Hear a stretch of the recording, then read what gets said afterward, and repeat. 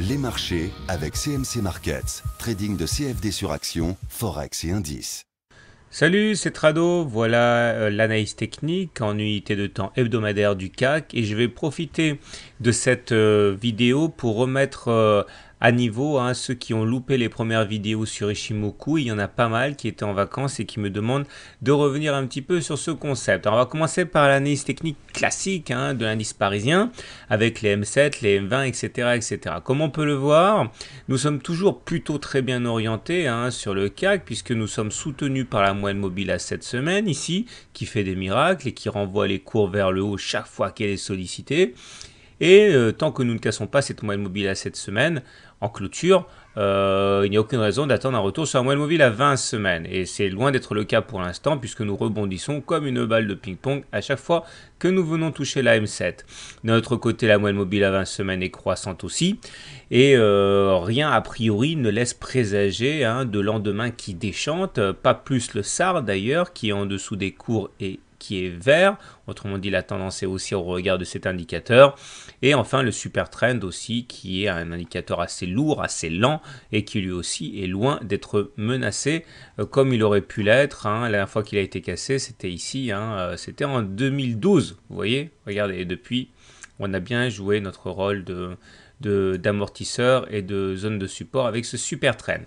Si on doit s'émouvoir, ce sera à cause de la présence de ce fameux biseau ascendant. Je vous ai déjà expliqué à moult reprises que les biseaux ascendants se cassent le plus souvent par le bas. Et bon, il n'est pas impossible que l'on casse par le haut comme d'habitude, mais ce serait contre les statistiques, contre les probabilités. Au niveau des indicateurs techniques, c'est très bien. Le stochastique est au-dessus de 80 dans sa zone de surachat, donc effectivement c'est très bien. Le MACD est au-dessus de son signal positif, c'est très bien aussi. Le momentum est supérieur à 0, donc là pareil, c'est génial. Le TRIX recroise son signal à la hausse, c'était ici. Regardez, la dernière fois qu'on a croisé, le TRIX a croisé à la hausse, c'était là. Et regardez la belle hausse à laquelle on a pu assister. Donc franchement, s'il faut apporter un bémol au niveau des indicateurs techniques, ce serait au niveau du CCI qui est en train de sortir de sa zone des plus 100 pour descendre en dessous de 100. Et il faut savoir que lorsque l'on sort de la zone des 100 et qu'on descend en dessous, comme par exemple actuellement à 95, eh bien c'est un signal d'alerte. Alors ça ne fonctionne pas à tous les coups, mais ça fonctionne quand même pas mal. Regardez, là on est sorti de la zone des 100, c'était en novembre 2013, il y a eu une chute quand même derrière. Là aussi, on est sorti de la zone des 100. Et ça fait une baisse sur le CAC, etc., etc. Donc ça ne fonctionne pas à tous les coups, rien ne fonctionne à tous les coups, mais il faut savoir que là, on est en train de sortir de la zone des 100, donc ça, c'est une alerte. Voilà, donc c'est avec le CCI et le biseau ascendant la seule raison, les deux seules raisons de s'inquiéter un petit peu. Donc chose promise, chose due, maintenant un petit zoom sur Ishimoku pour ceux qui ont besoin de rattraper leur retard. Donc voilà notre graphique en Ishimoku. Alors vous savez, moi je suis un praticien, je ne suis pas trop un théoricien et je ne vais pas vous répéter ce que vous allez trouver partout au niveau des modes de calcul. Si vous voulez déjà savoir à quoi correspondent les différentes courbes, regardez là on est sur ProRealTime. Sur ProRealTime vous allez dans les indicateurs, vous demandez Ishimoku et là vous allez avoir toutes les définitions, comment ça se calcule, etc. SSA, SSB, Tenkan, Kijun, le nuage, etc. Donc c'est ici. Je vous rappelle que si vous n'avez pas ProRealTime, c'est très facile. Vous allez sur mon blog, vous allez sur la foire aux questions. Et dans la foire aux questions, vous allez avoir en point 6 ici un lien pour ouvrir gratuitement un compte avec ProRealTime. Maintenant, ceux qui veulent s'exercer au trading en même temps, vous allez sur CMC Markets, vous ouvrez un compte de démonstration et au niveau des indicateurs, vous avez l'indicateur Ishimoku ici. Ok, voilà, c'est là. Bon, revenons à notre graphe. Donc maintenant que vous savez comment calculer ces indicateurs théoriquement, voilà à quoi ça ressemble. Ça, c'est la Tenkan. Ça, c'est la Kijun.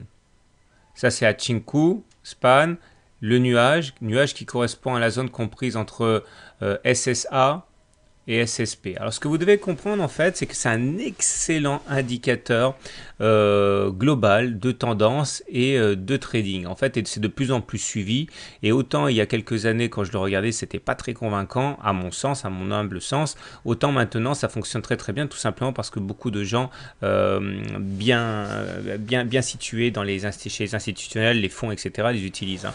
Donc pour faire simple, la tendance elle est haussière tant qu'on se maintient au-dessus de la Kijun. Ok, la Tenkan ici, ça va être une sorte de sentinelle. Si vous cassez la Tenkan, eh bien dans ce cas, vous avez une alerte par rapport à la hausse. Et si vous cassez la Kijun, eh bien là, franchement, vous pouvez vous poser des questions par rapport à la tendance haussière. Maintenant, certains disent que la vraie tendance haussière, c'est le nuage. C'est-à-dire que tant qu'on se maintient au-dessus du nuage, on est en tendance haussière.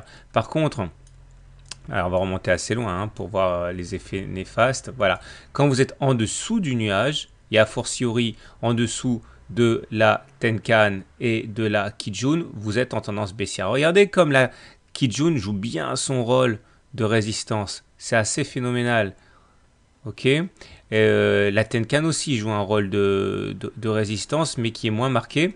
Et en tout cas, quand on est en dessous de la Tenkan, au-dessous de la Kijun, au-dessus du nuage, il n'y a pas de doute, on est mal orienté. Ça s'utilise comme les moyennes mobiles. Alors si vous regardez les mauvais blogs, les mauvais sites, les mauvais livres, vous verrez qu'en fait, la plupart des signaux sont donnés par un croisement Tenkan Kijun. En fait, ils font comme avec la moyenne mobile, c'est-à-dire qu'ils considèrent que quand la Tenkan casse la Kijun à la hausse, on est en tendance haussière. Et lorsque la Tenkan casse la Kijun à la baisse, on est en tendance baissière. Le problème, c'est que regardez, ça se passe ici, par exemple, c'est des signaux qui sont très en retard. Au moment où ça se passe, on est déjà quasiment à la fin du mouvement. Donc moi, je vous encourage franchement pas à utiliser ce signal-là, qui est pourtant ce pourquoi les gens l'utilisent généralement et ce pourquoi ils sont frustrés au bout d'un moment avec Ichimoku. Voilà. Alors la Chinku maintenant, c'est ça. C'est ou la legging span si vous préférez, c'est une courbe qui apparaît avec un décalage et en fait elle va fonctionner comme les cours en ce sens qu'elle va rencontrer des supports, des résistances et regardez là au moment où elle descendait, elle est venue rebondir sur les cours comme si les cours en fait étaient un obstacle et on a rebondi, etc. Donc l'idée surtout, c'est que avant de prendre une position acheteuse ou vendeuse, vous allez regarder la Chinku Span et vous demander si elle est face à un support ou à une résistance. Donc techniquement, si on regarde un petit peu ce qui se passe actuellement, on voit que nous sommes au-dessus de la Tenkan, au-dessus de la Kijun, donc on est en tendance haussière. Tant qu'on ne casse pas la Tenkan, on n'a aucune raison de se poser des questions. Le nuage, il est en dessous, tout se passe très très bien.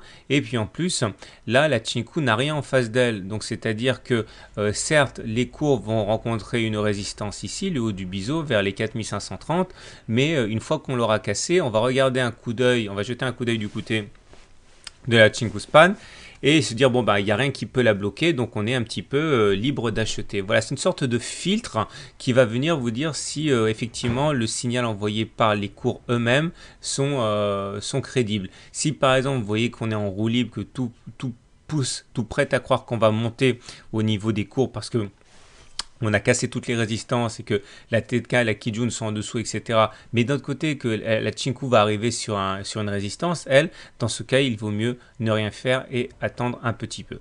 Ok, sachez également, mais là on reviendra au fur et à mesure des analyses, qu'il est très difficile, voilà, une fois qu'on est sorti du nuage, comme ici, le nuage va jouer son rôle de résistance. Regardez, il y a eu des incursions à l'intérieur du nuage, mais ce nuage est une zone de support qui a fait rebondir les cours. Voilà, je pense que vous savez à peu près tout ce qu'il faut pour commencer à utiliser comme un débutant Ichimoku, tout en sachant que je vais rajouter des choses comme d'habitude au fur et à mesure que les éléments interviendront. Voilà, la dernière chose, quand ça se croise comme ça s'appelle le twist.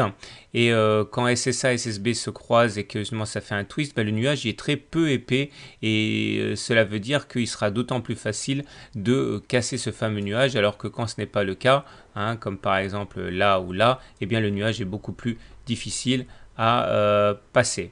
Voilà. Je vous souhaite donc une bonne semaine. Comme vous pouvez le voir, hein, l'analyse Ichimoku confirme complètement l'analyse traditionnelle.